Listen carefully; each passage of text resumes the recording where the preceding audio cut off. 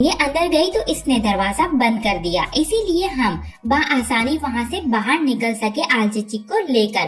اس پر اولگن خاتون بھی کہتی ہے، بالا مجھے تو یقین ہے کہ اس دن بینگے خاتون کے کانوں سے آگ نکلی ہوگی، وہ شدید غصے میں ہوں گی۔ اس پر ملن خاتون اور باقی تمام لوگ ہنسنے لگتے ہیں کہ اولگن خاتون کس طرح سے ہنسے جا رہی ہے اور عثمان بے کا لحاظ بھی نہیں کر رہی۔ پھر عثمان بے کو دیکھ کر اولگن خاتون خاموش ہو جاتی ہے اور کہتی ہے کہ الچچک کی خادمہ بہت ہی بہادر لڑکی ہے جناب۔ اس پر بالا خاتون کہتی ہے، جی جناب بالکل ٹھیک کہہ رہی ہے، لیکن آپ اپنا بتائیے آپ ان نیزوں سے کیسے بچ کر نکلے؟ اس پر عثمان بھی کہتے ہیں، جب ہم نے کہا کہ ہم نے قلعے کے چاروں اطراف بارود لگا دیا ہے تو انہوں نے ہمیں بالکل آسانی سے جانے دیا اور انہیں ہمیں آزاد کرنا ہی پڑا۔ اس پر بالا خاتون اور عثمان بے دونوں ہی بحران کی جانب دیکھنے لگتے ہیں تو وہیں بحران کہتا ہے، جناب ہم اپنی زمینوں پر ہی ایسا کبھی نہیں کر سکتے، استغفر اللہ، ہم نے ایسا کچھ بھی نہیں کیا، لیکن تھوڑا سا شک کافی تھا جناب، ہاں ایسا ہو بھی سکتا تھا۔ اس پر عثمان بھی کہتے ہیں، مجھے یقین ہے کہ ہمارے جانے کے بعد انہیں حقیقت کا احساس تو ہو گیا ہوگا کہ ہم نے ان سے جھوٹ کہا ہے۔ اس پر بالا خاتون کہتی ہیں، لیکن مجھے یقین ہے کہ بینگے خاتون کوئی نہ کوئی قدم تو اٹھائے گی، پھر ہم اس کے مطابق ہی احتیاطی تدابیر اختیار کریں گے۔ تو عثمان بھی کہتے ہیں، تیار رہو آپ لوگ، تدابیر اختیار رکھو، اور جیسا کہ ہم نے وعدہ کیا ہے کہ الچچک اور آگ تیمور کی شادی اینا گول میں ہوگی، اسی لیے ہم کل اینا گول لینے جا رہے ہیں اور انشاءاللہ ہم شادی اینا گول میں ہی کریں گے۔ اس پر ملن خاتون اور بالا خاتون خوشی سے مسکرانے لگتی ہیں اور پھر عثمان بے بحران سے کہتے ہیں، بحران۔ اس پر بحران کہتا ہے، جو حکم آپ کا جناب۔ اس پر عثمان بے کہتے ہیں، اگر ضرورت ہو تو طاقت کا استعمال کرو، سپاہیوں سے کہو کہ قبیلے پہنچے اور ہر طریقے سے ہم تیار ہو کر اینا گول جائیں گے۔ اس بات کو یقینی بناؤ کہ محاصرے کا سامان اور دروازے توڑنے کا سامان وہ ساتھ لے کر جائیں۔ اس پر بحران کہتا ہے، جیسا آپ چاہیں جناب۔ اسی کے ساتھ عثمان بے اپنی جگہ سے اٹھ کھڑے ہوتے ہیں اور کہتے ہیں، چلو چلتے ہیں۔ یہ صورتحال دیکھ کر ملن خاتون پوچھتی ہے، جناب کیا ہم ترگت بے سے لڑیں گے؟ اس پر عثمان بے کہتے ہیں، ہاں سب سے پہلے ترگت بے کے ساتھ، لیکن اپنے مقصد کے لیے، اس کے بعد ہم اپنا مقصد حاصل کریں گے، اور اگر ہمیں ضرورت پڑی کہ ہم اپنا مقصد حاصل کر سکے تو پوری دنیا کے خلاف لڑیں گے، اس بات میں کوئی بھی شک نہیں ہے۔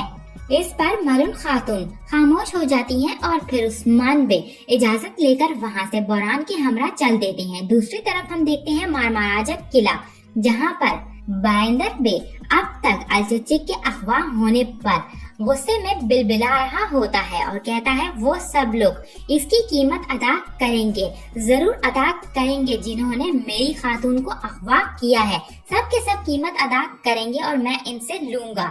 اس پر اختم بے کہتے ہیں کہ بائندر پہلے اپنی الفاظ اور بات پر دھیان دو، اپنے کلام کو درست کرو، الچچک تمہاری خاتون نہیں ہے، وہ میری بیٹی ہے، تم یہ کبھی مت بھولنا۔ اس پر بائندر کہتا ہے، وہ خاتون بننے والی تھی میری، ہم شادی کرنے ہی والے تھے، میری شادی کا آغاز ہونے ہی والا تھا، مجھے لگتا ہے کہ اب آپ عثمان بے کا دفاع کریں گے اور اسی لیے آپ میرے سامنے اس طرح سے کھڑے ہیں۔ اتنے میں بینگے خاتون سپاہیوں کے ہمراہ کمرے میں داخل ہوتی ہے اور اختم بے سے کہتی ہے کہ بائندر بے درست کہہ رہے ہیں، اختم بے الچچک کو اغوا کر کے حد عبور کی ہے، عثمان بے نے ہر حد عبور کر دی ہے، اب وقت آ گیا ہے ان کو ان کے کیے کی سزا دی جائے، کوئی بھی یہاں پر اب اس سزا سے نہیں بچ پائے گا۔ اس پر بائندر بھی کہتا ہے، انہوں نے مجھ سے کیے گئے وعدے کو نظر انداز کیا ہے، آپ نے مجھ سے وعدہ کیا، انہوں نے آپ کے وعدے کو نظر انداز کر دیا۔ اس پر بینگے خاتون بھی کہتی ہے، ہاں اور اب ہم انہیں ایسے ہی سزا دیں گے، یہ سب کچھ ایسے ہی ختم نہیں ہوگا۔ اس پر اختم بے بہت ہی تحمل کے ساتھ بینگے سے کہتے ہیں، بہت ہو گیا بینگے، بہت ہو چکا، اپنی زبان کو بند رکھو، سب کچھ آپ کی وجہ سے ہی ہوا ہے، اور تم بائندر मैं तुम्हें समझ सकता हूँ, तुम्हारे साथ गलत हुआ है, तुम नाराज हो, मैं जानता हूँ। आपकी इज्जत को मजरूह किया गया है, लेकिन एक बात याद रखना, आलचिचिक तुम्हारी खातून नहीं बल्कि मेरी बेटी है, और मैं जो जरूरी हुआ वो करूँगा और उसे वापस लेकर आऊँगा। क्या तुमने कभी मुझे किसी चीज का हिसाब देने की कोशिश नहीं की बाइंदर? तुम जान लो कि मैं तमाम सालों की खातिर कोई भी परवाह नहीं करूँगा। इस पर बाइंदर कहते हैं, आप हमें सिर्फ दांत दिखाते हैं और कुछ भी नहीं कर सकते, अपना गुस्सा हम पर उतारते हैं। सुल्ताना की नजर में अब हमारी कोई इज्जत नहीं रही, हम बेइज्जत होकर रह गए हैं। वो अपने गुस्से की वजह से अपने ही महल में भी नहीं रह सकती थी। और आप औकतंबे, आप ये सब कुछ क्या कर रहे हैं? हाँ, आप अपनी बेटी को काबू में नहीं रख सके। इस पर औकतंबे गुस्से में चिल्लाते हुए कहते हैं, बाइंदर, अपनी जबान को संभाल कर रखो।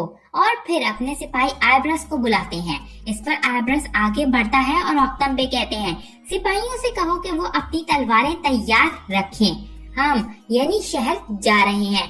इस पर आयब्रस कहता है, जो आपका हुक्म। और फिर औकतंबे कमरे से जाने लगते हैं, जिसके साथ बाइंदर भी उनके पीछे जाने ही लगता है। लेकिन औकतंबे बाइंदर को रोकते हुए कहते हैं, तुम हमारे साथ नहीं आ रहे बाइंदर, तुम यहीं पर रुकोगे। मैं अपनी बेटी को लेने के लिए जा रहा हूँ और मुझे किसी की भी जरूरत नहीं। इस पर बाइंदर मजबूरन वहीं रुक जाता है और औकतंबे उसे कहते हैं, तुम्हारा वहाँ पर कोई काम नहीं, हमारे बीच में मदाखलत करना बंद कर दो, इस बात का ख्याल रखना।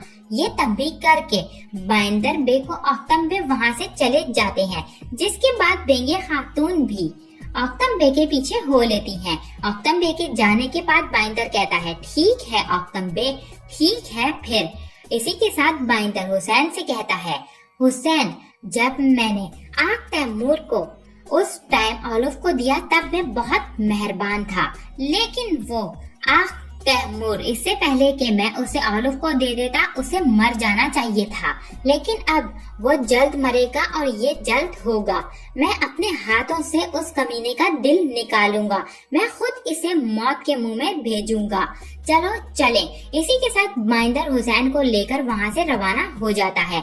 दूसरी तरफ यानी शहर के अंदर का मंजर दिखाया जाता है, जहाँ पर उस्मान बे की रिहाइश गाह में आग तैमूर अपने कमरे में मौजूद था और आलचिचिक खातून आग तैमूर को देखते हुए आयशा खातून से कहती है, मुझे लगा कि ये मुझे छोड़कर चला गया है, मैंने सोचा कि वो डर कर भाग गया है और मुझे अकेला छोड़ दिया है, लेकिन इस पर बहुत तशद्दुद किया, ये तो बहुत मुश्किल में था।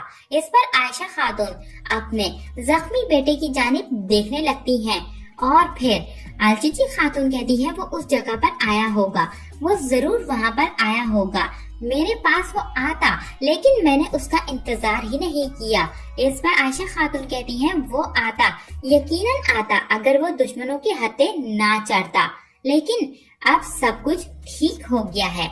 इसी के साथ आयशा खातून बालियां निकालकर आलचिचिक को दिखाती हैं और कहती हैं, ये तुम्हारी बालियां मुझे उस जगह से मिली थी जहां पर तुम इन्हें फेंक गई थी, ये आपकी है ना? इस पर आलचिचिक कहती है, हाँ, ये आग तैमूर ने मुझे दिए थे और ये मेरे हैं।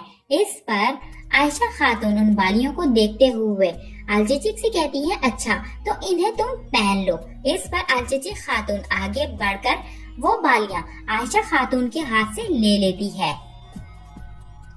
जिसके बाद एक बार फिर से वो बालियां आलचिचिक खातून अपने कानों में पहन लेती है, ताकि आग तैमूर को ये ना लगे कि वो बालियां फेंक दी गई थी। इसी दौरान आग तैमूर होश में आने लगता है और आयशा खातून उसे देखकर कहती है, तुम जाग रहे हो, तुम ठीक हो ना बेटा? इस पर आग तैमूर कोई जवाब नहीं देता तो आयशा खातून आग तैमूर के माथे पर बोसा देते हुए कहती है, अल्लाह का शुक्र है कि तुम ठीक हो, तुम जाग गए हो, देखो तो यहाँ पर कौन आया है। इस पर आग तैमूर दूसरी जानिब नजरें घुमाकर देखता है तो वहाँ पर आलचिचिक खातून खड़ी होती है, जिसके बाद आयशा खातून आग तैमूर को बताती हैं कि आपके चचा ने आलचिचिक को इसकी शादी से बचाने के लिए रोक लिया और उसे मदद करके वहाँ से फरार करवाया। اس پر الچچک مسکراتے ہوئے آنکھ تیمور کی جانب دیکھنے لگتی ہے، لیکن آنکھ تیمور شدید غصے میں الچچک کی جانب ہی دیکھنے لگتا ہے تو عائشہ خاتون اس سے پوچھتی ہیں، آنکھ تیمور تم ٹھیک ہو نا؟ اس پر آنکھ تیمور کہتا ہے، امی جان مجھے اکیلے میں کچھ بات کرنی ہے۔ تو عائشہ خاتون سمجھ جاتی ہیں اور پھر آنکھ تیمور اور الچچک سے کہتی ہیں، آپ دونوں آپس میں باتیں کرو، میں دروازے کے باہر کھڑی ہوتی ہوں۔ اسی کے ساتھ عائشہ خاتون آنکھ تیمور کے پاس سے اٹھ کر چلی جاتی ہیں اور الچچک خاتون آنکھ تیمور کے پاس بیٹھ جاتی ہے۔